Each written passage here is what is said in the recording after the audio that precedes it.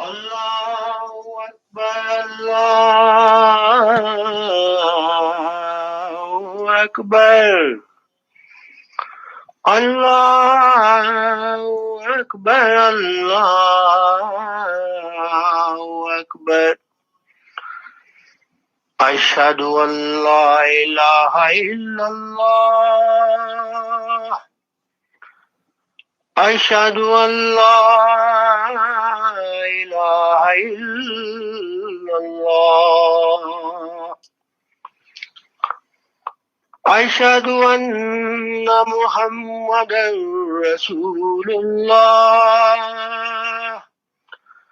Ashhadu anna Muhammadan Rasulullah.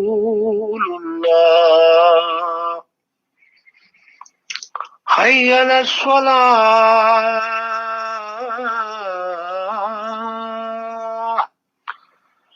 Hayya ala salah. Hayya ala falah.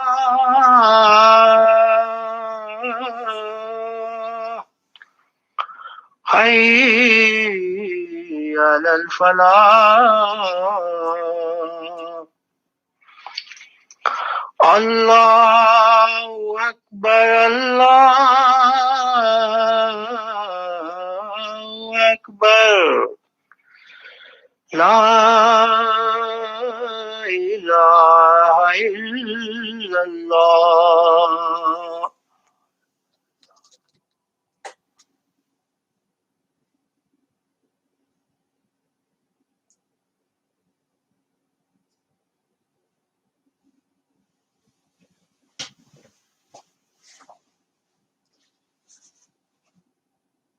أشهد أن لا إله إلا الله وحده لا شريك له وأشهد أن محمدا عبده ورسوله أما بعد فأعوذ بالله من الشيطان الرجيم بسم الله الرحمن الرحيم قال الله تعالى في القرآن الحكيم بسم الله الرحمن الرحيم يا أيها الذين آمنوا كتب عليكم الصيام كما كتب على الذين من قبلكم لعلكم تتقون صدق الله العظيم. As this is the last Friday before the end of this Ramadan, I will sum up the teachings of the Quran about fasting as found in the section of Surah Al-Baqarah, chapter 2, verses 183 to 88. And the first verse in that section is what I have just recited. O you who believe, fasting is prescribed for you as it was prescribed for those before you, so that you may guard against evil. And you must have heard that verse numerous times during this month of Ramadan. Our holy Prophet Muhammad sallallahu alaihi wasallam, with his human knowledge, could not have known that the practice of fasting was universal among mankind. He knew, of course, that there was fasting among the Jews and among the Christians in Arabia, but he could not have known that it was practiced in religions that he knew nothing of, such as Hinduism and Buddhism. And fasting came into Buddhism because it already existed in Hinduism, and Hinduism is the religion from which Buddhism developed. So this statement in the Quran is knowledge from Allah, from God, that fasting was prescribed for those before you. The Holy Prophet Muhammad ﷺ was accused by his opponents of fabricating his revelations. They said these were not from God, but the outcome of his own thoughts, ambitions, and desires. Such a person would put his own personal stamp on the religion he was creating. Or at the most, his religion would reflect the thinking of his own community and his own people. His aim would be to make himself prominent, or at the most, to put his own nation and its traditions at the forefront of his religion, the religion which he was creating. But Islam, when instituting fasting, has referred to it as having been the agreed practice among all mankind, saying that Muslims should fast because all sections of humanity who were following earlier religions, all sections of humanity had found it useful.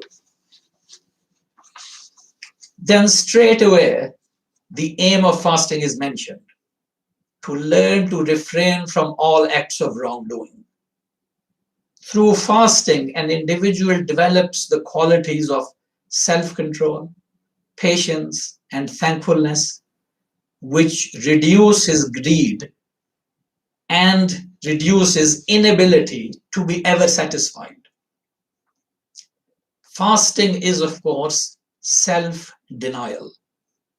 Generally, people wish for and try to get self-satisfaction. But in this world, things exist in opposite pairs, as the Quran also tells us, like day and night, male and female, etc. Just one of these cannot exist by itself. It requires the other to exist. So self-satisfaction cannot exist by itself, and it cannot be there all the time. Its opposite, self-denial, must also exist and be experienced. Fasting in Islam is not only for developing self-control over desires.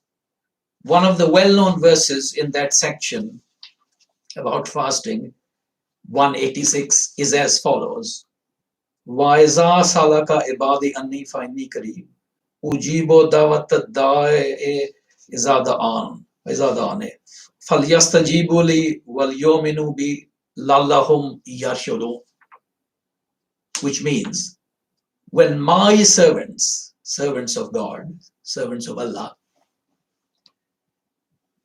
when my servants ask you about me, surely I am near.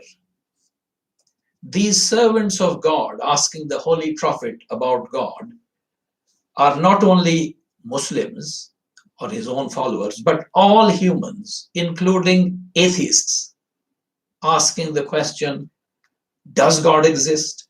If so, what is he? The answer given here is that God is not sitting far above in heaven where man cannot reach, but he is accessible and very close to man. People often ask for the proof, what they call the proof of the existence of God. Even if some rational proof could be provided by arguments and evidence, and a person accepted it, all that would happen is that that person would believe that God exists and nothing more. It would bring no change in his life, nor would he find out what God requires him to do or not to do. What this verse tells us is that a person needs to reach God as a matter of experience and not just know that God is somewhere. He needs to experience that God is near. And the verse goes on to say, I answer the prayer of the supplicant when he calls on me. Here in this short sentence, there are three words all based on the word dua or call. And these are prayer, I answer the prayer. There's the word prayer, which is dawa, based on dua. Then there's the word supplicant, the one praying, da'i. And then finally, when he calls on me, which is da'an, da'ane. So there are three words there, all based on the word dua. By calling on God here is not meant only praying in words, but seeking God in any manner, by mental efforts or by physical exertion, as in fasting. And as it says here, God answers the call. The verse then continues, so they should hear my call and believe in me that they may walk in the right way. God's answering the call is also dependent on man responding to God by believing in him and committing himself to walking in the ways taught by God. The founders of the great religions of the world had the experience mentioned in this verse to the highest level that it is possible for a human being.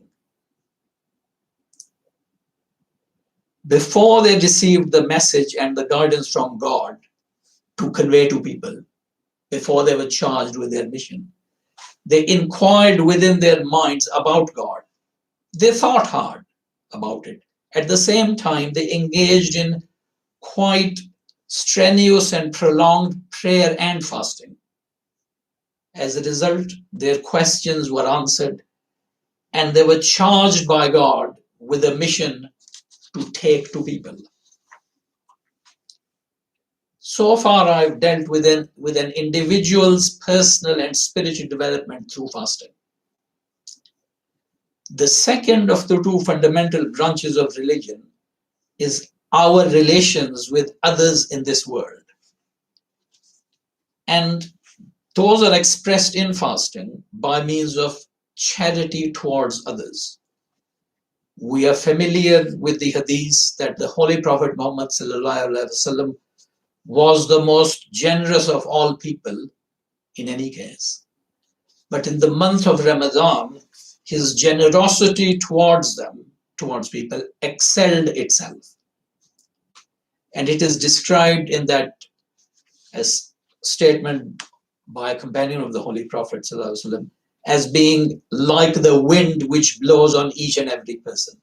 Such was his generosity during the month of Ramadan.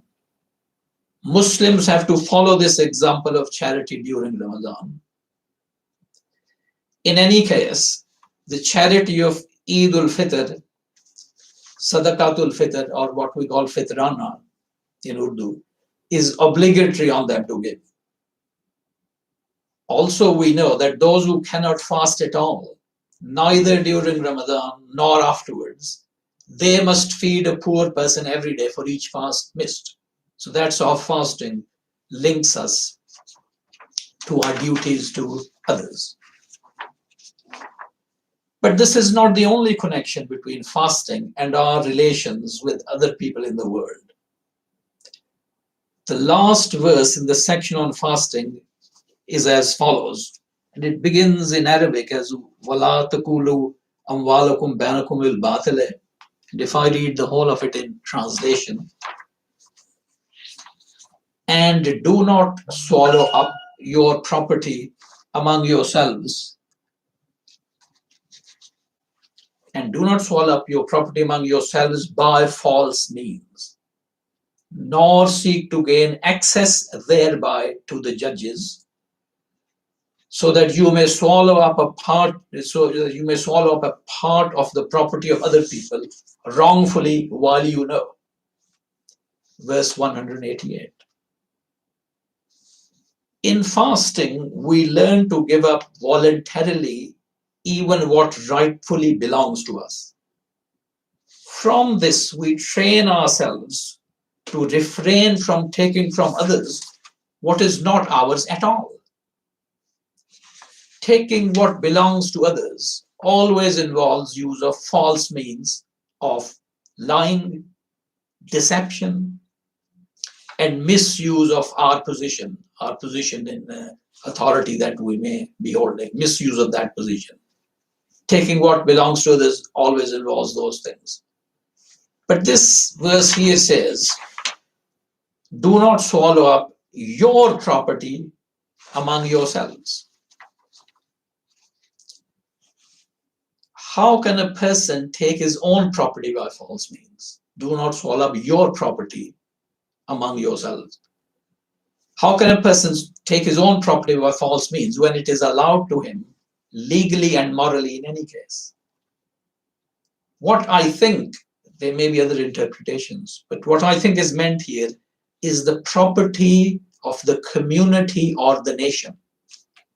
For example, we all contribute something towards taxes, but the money collected by taxation, all of it, all the money collected, is our property in a national sense. We elect the government on the basis of how we wanted to spend all that money. So all of it is our shared property. In fact, all the nation's wealth, including privately owned wealth, can be called our property.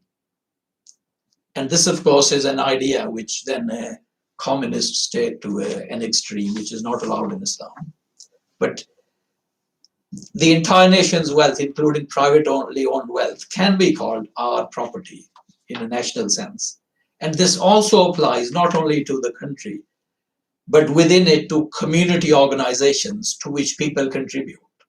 They make individual contributions, but what is collected totally is also their property in a community sense. So what is meant here by among yourselves by false means is people colluding with each other to misuse public or community property.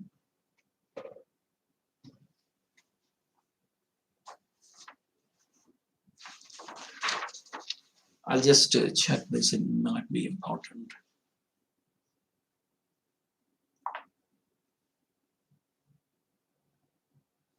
Yeah. Thank you for the message. I had that in mind.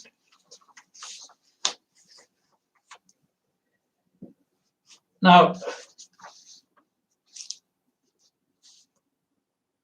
what is meant here by among yourselves by false means is people colluding with each other to misuse public or community property. Bribery and corruption is never an individual's isolated act. Such a person doing that is known to others who let him do it, who support him, and who, of course, also may take their own share from it. This is plainly forbidden in this verse.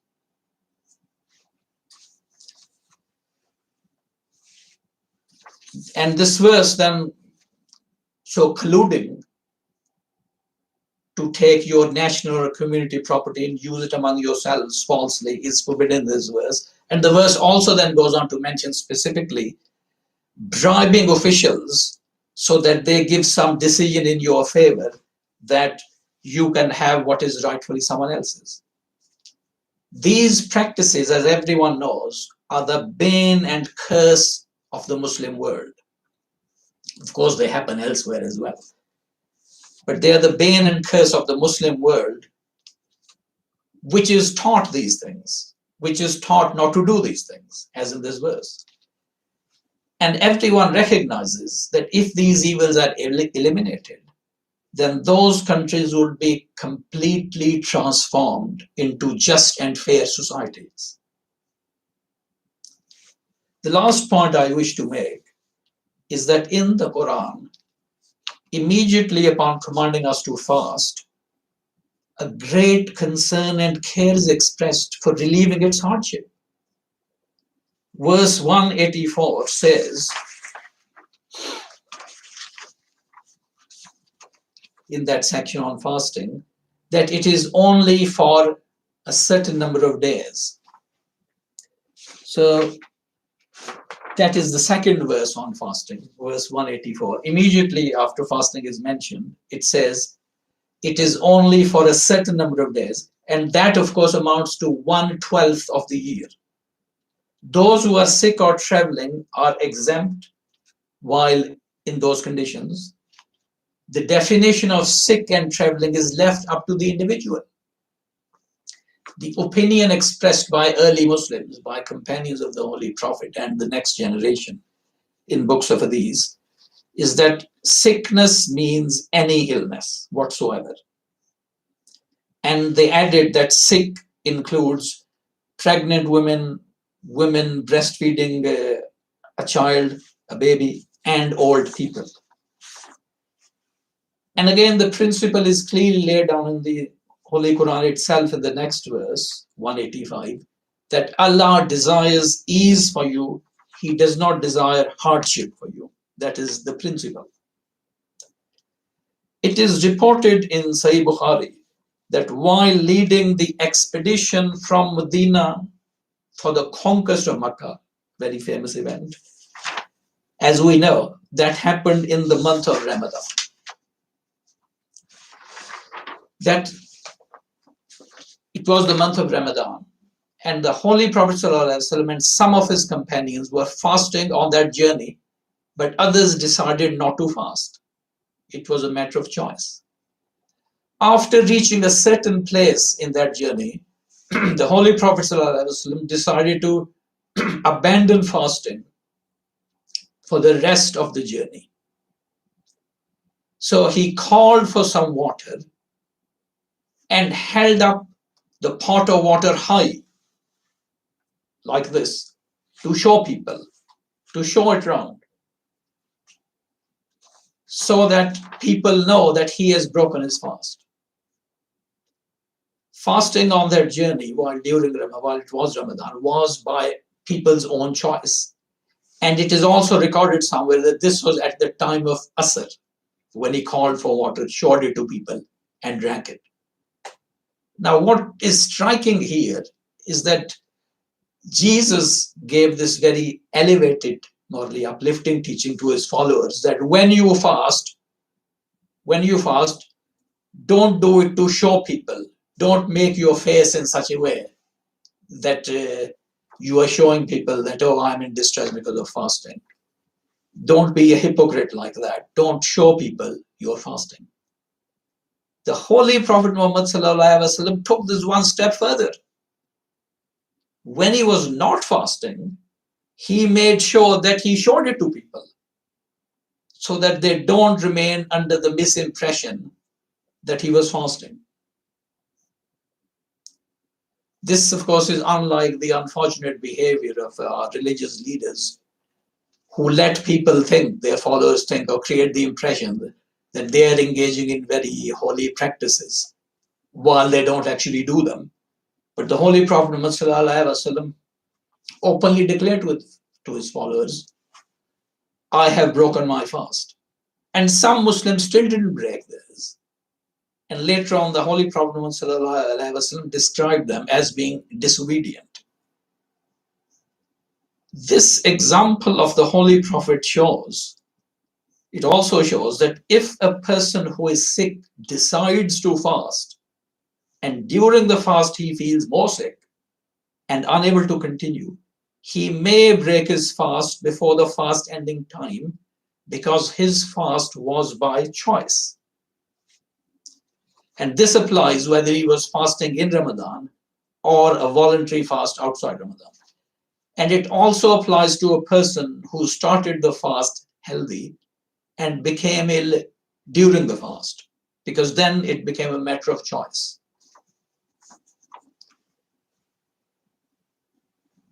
And then verse 187 declares that normal relations between husband and wife are lawful during the night in Ramadan, except if in the last 10 nights, one or both of them are observing the itikaf, except for that.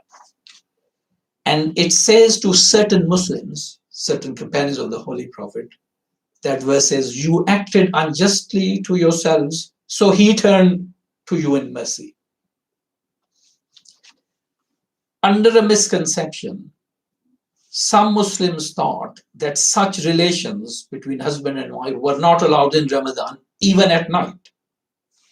There were also some Muslims who thought that if they missed iftar because they happened to be asleep at the time of breaking the fast, so they missed iftar time, they somehow believed for some reason that they were not now allowed to eat or drink until the next iftar. So they didn't even have the next day's fast starting meal, but waited until the next iftar due to some misimpression they had obtained. It could have been obtained from the Jews who have a 24-hour fast. The Quran said to them, this is, I'm paraphrasing it, you were too hard on yourselves. It told them clearly that all the time from iftar till the following dawn of light, all normal activities are allowed, except, of course, for those observing itikaf in those 10 days. And it is the same verse which says to men about their wives, they are an apparel for you, and you are an apparel for them.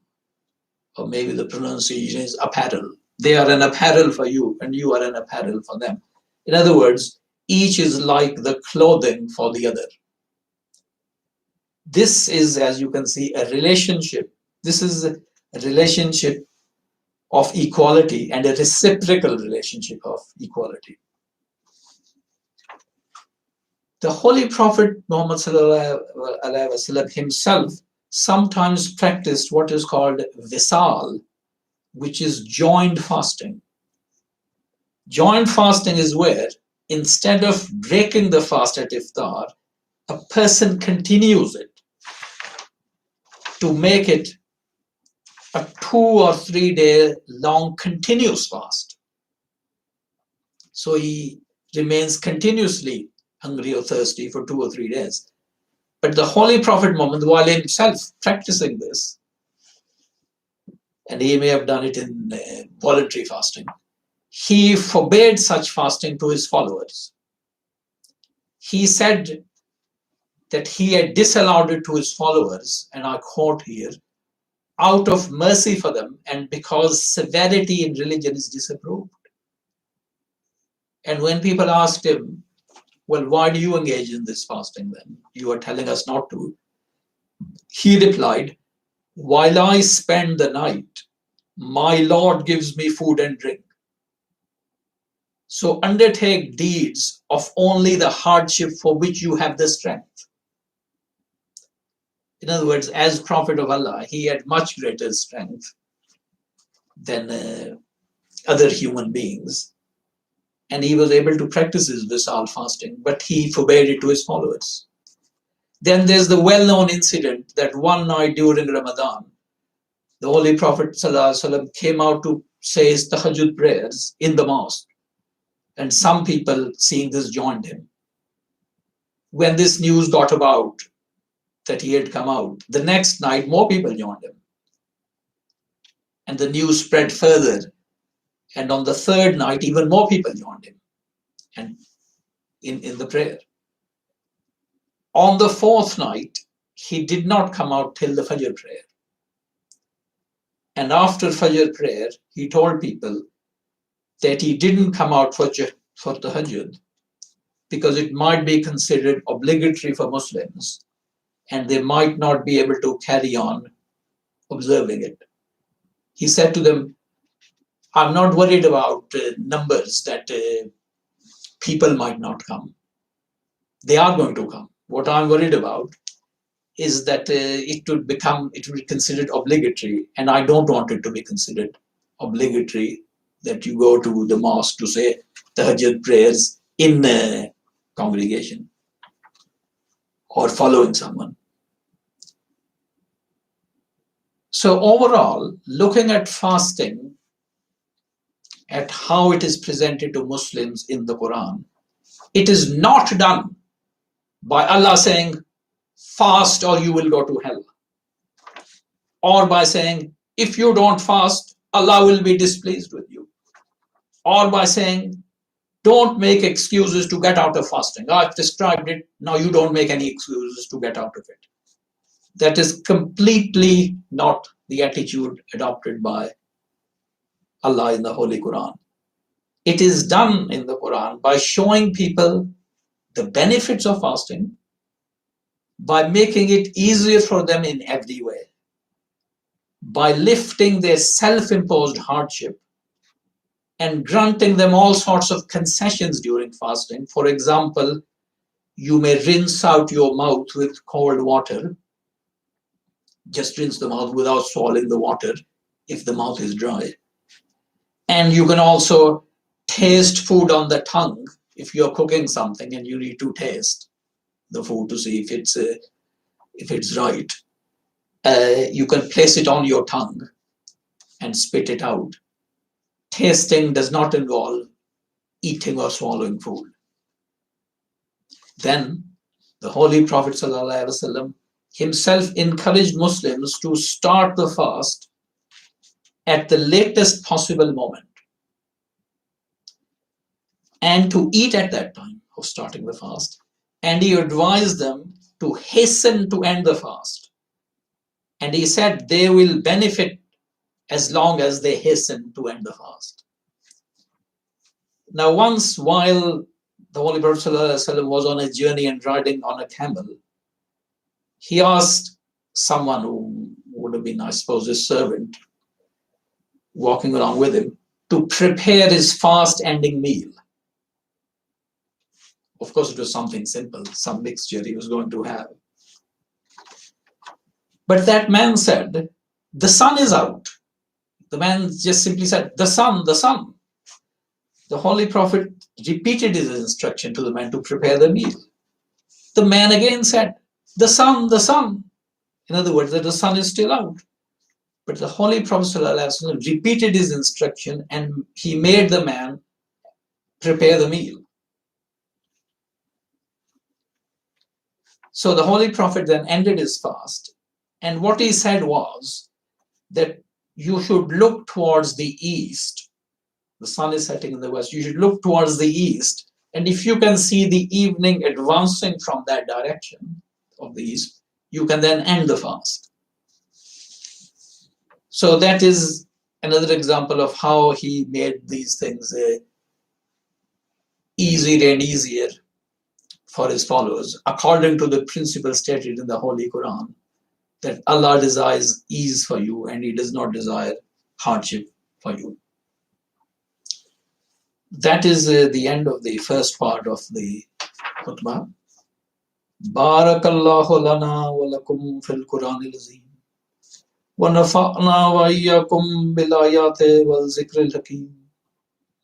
Innahu ta'ala jawadun karimun malakun barraufur rahim.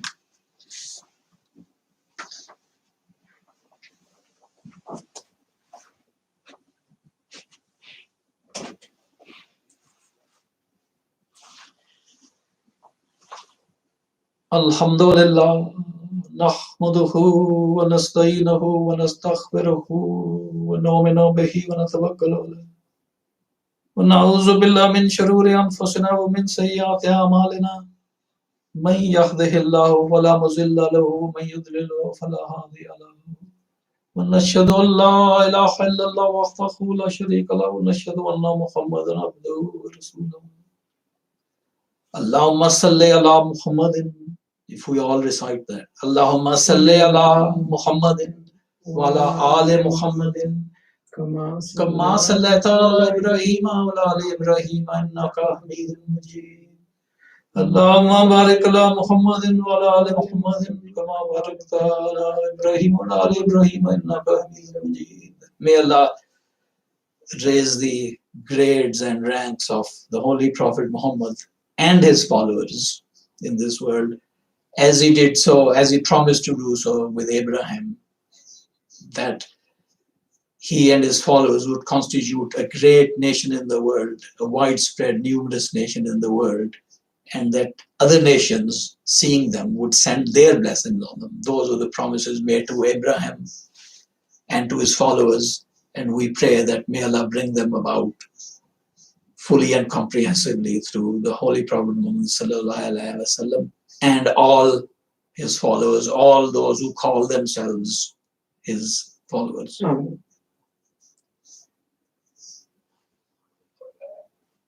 In our prayers in the second part of the khutbah, clearly we must mention this pandemic of the coronavirus, COVID-19.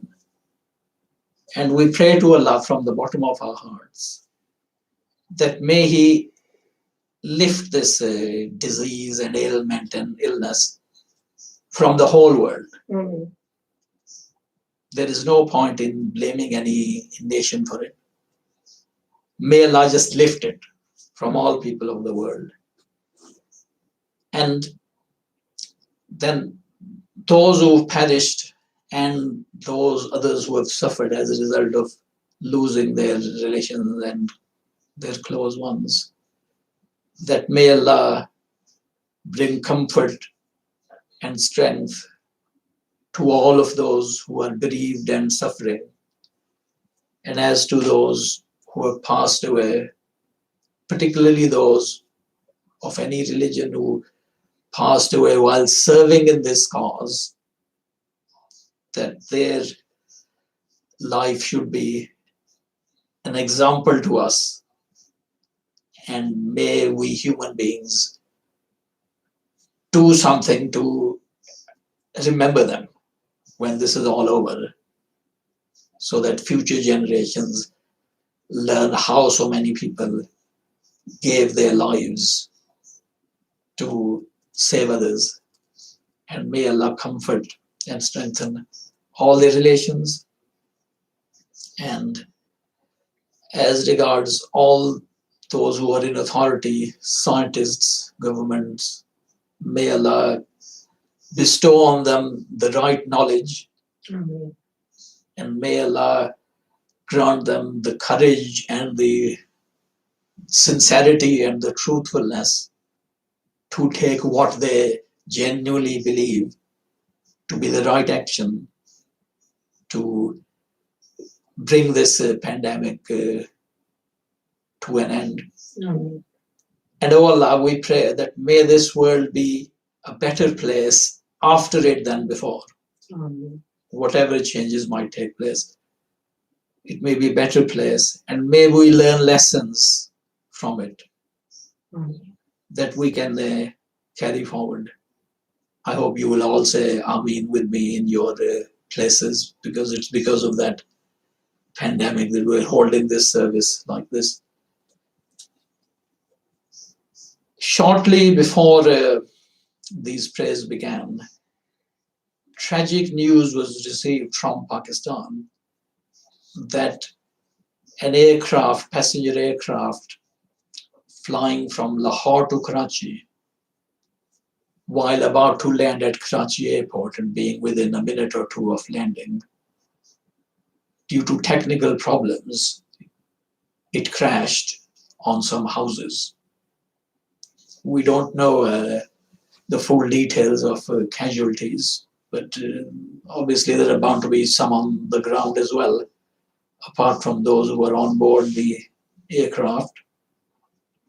And we pray from the depth of our hearts for all those who were affected by that tragedy,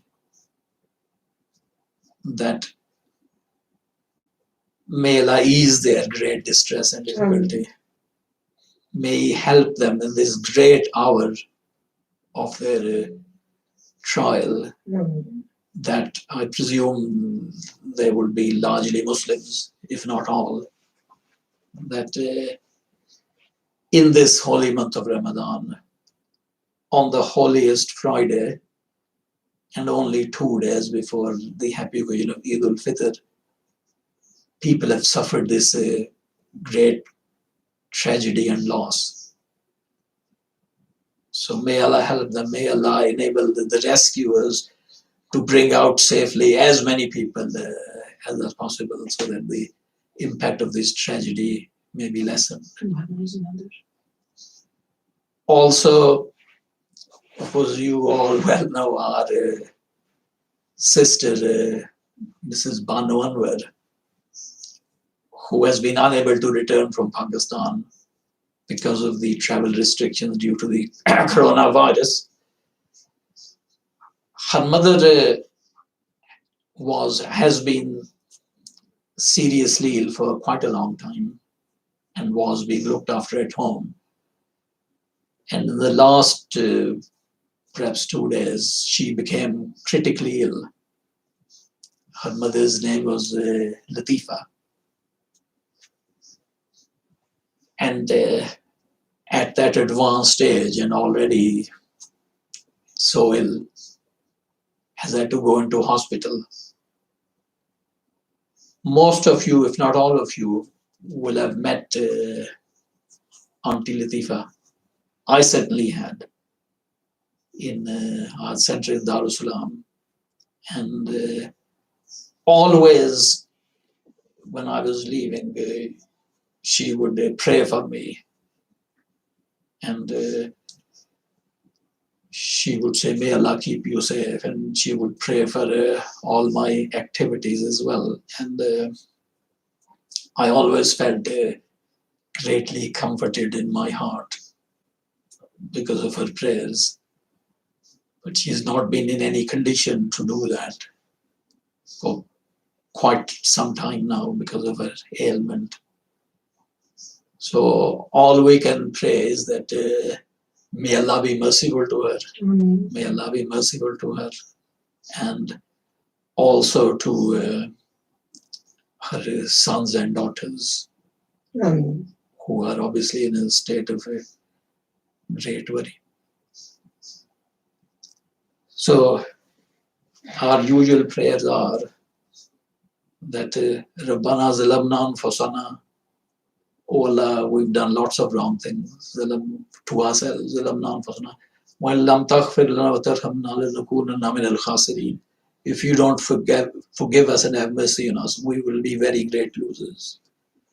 ربنا آتنا في الدنيا حسنة وفي الآخرة حسنة وقنا عذاب النار.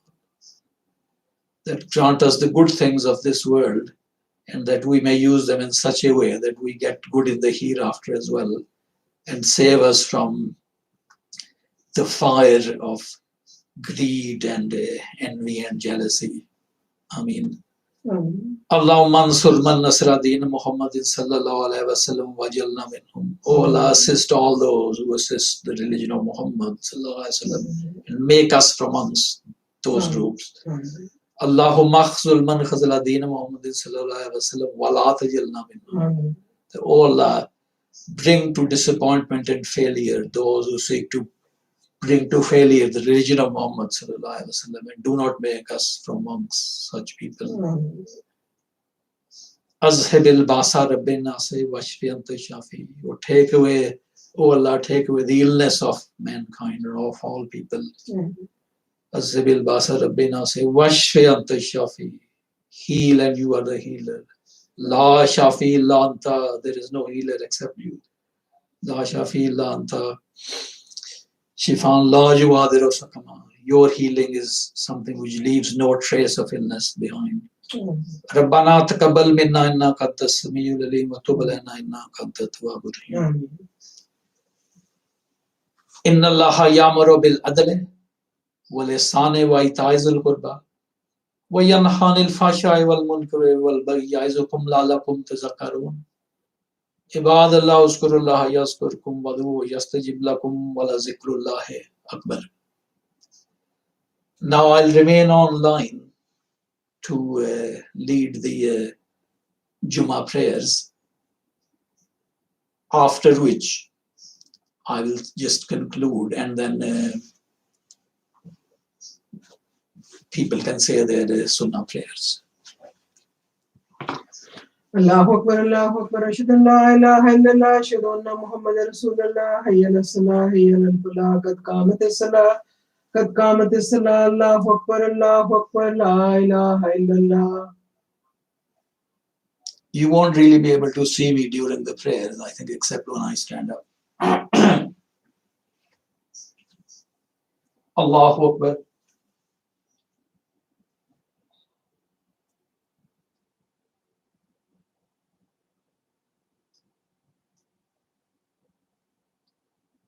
Alhamdulillahi Rabbil Alameen. Ar-Rahman Ar-Rahim. Maliki Yawmiddin. Iyyaka na'budu wa iyyaka nasta'in. Ihdina as-siratal mustaqim. Siratal ladzina an'amta alayhim. غير المغضوب عليهم ولا الضالين. آمين.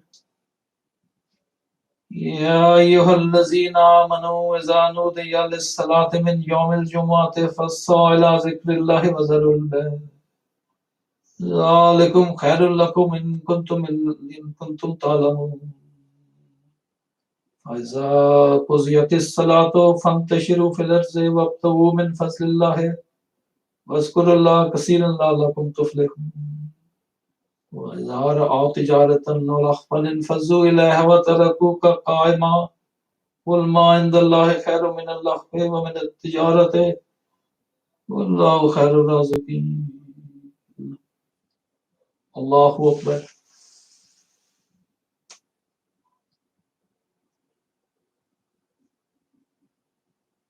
سمع الله لمن حمده ربنا ولك الحمد. حمدا كثيرا طيبا. الله أكبر.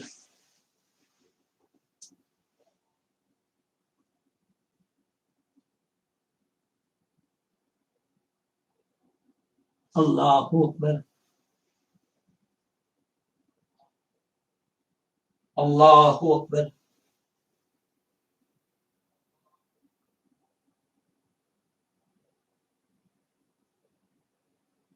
الله أكبر. الحمد لله رب العالمين الرحمن الرحيم مالك يوم الدين إياك نعبد وإياك نستعين اهدنا الصراط المستقيم صراط الذين أنعمت عليهم غير المغضوب عليهم ولا الضالين. آمين. والضحى والليل إذا سجى ما ودعك ربك وما قلى وللآخرة خير لك من الأولى ولسوف يعطيك ربك فترضى. ألم يجدك يتيما فآوى ووجدك ضالا فهدى ووجدك عائلا فأغنى فأما اليتيم فلا تقهر وأما السائل فلا تنهر وأما بنعمة ربك فحدث. الله أكبر.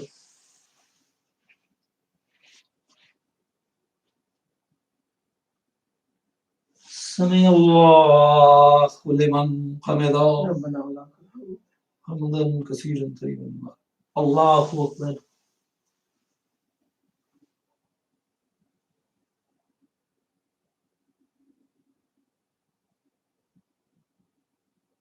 الله أكبر.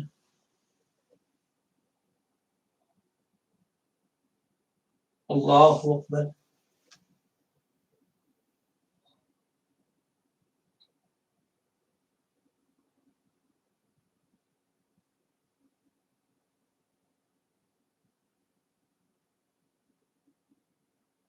الله أكبر.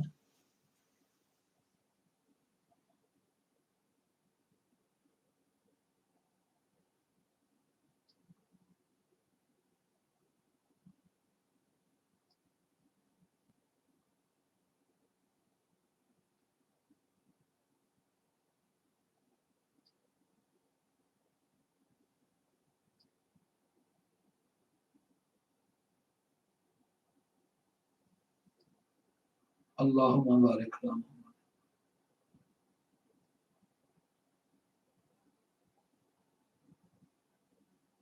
رب اجعلني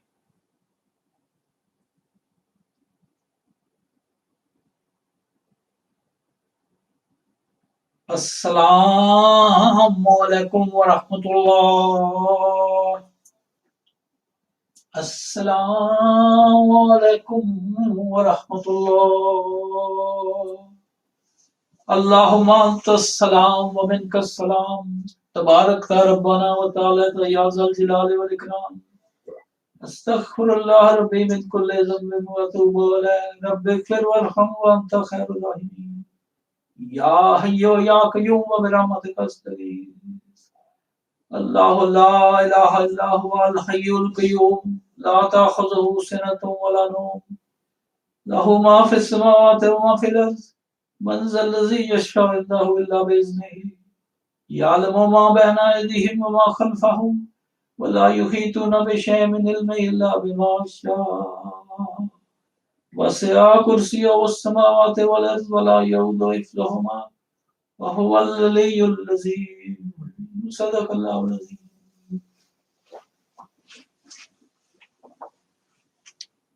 That then is the end of the entire proceedings.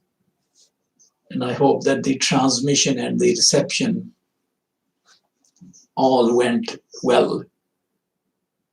Of course, we are affected by both those tragedies of the continuing one of that virus and the added one of the air crash in Pakistan. Eid will be held by us in 2 days' time. That is to say, on Sunday, the 24th of May. And the same system will, inshallah, be adopted as you've seen now, with myself leading the prayers and giving the khutbah. So, until then, I would just remind you that according to the Holy Prophet Muhammad Sallallahu Alaihi Wasallam, Friday is a great day of acceptance of prayer. And there is said to be a moment during Friday when prayers are in particular accepted. And someone told me once of the old days in Lahore at our Central Ahmadiyya buildings in the 1920s and 1930s, when our members of our Jamaat there used to prepare for Jummah prayer just like Eid. And in fact, Jummah is also called Eid in Hadith. And if Eid happens to be on Friday, then it's called two Eids. So this is what was the importance of Jummah. And it is particularly connected with the mission of the Mujaddid of the time and the promised Messiah, Hazrat Mirza Ghulam Ahmad, the founder of our movement.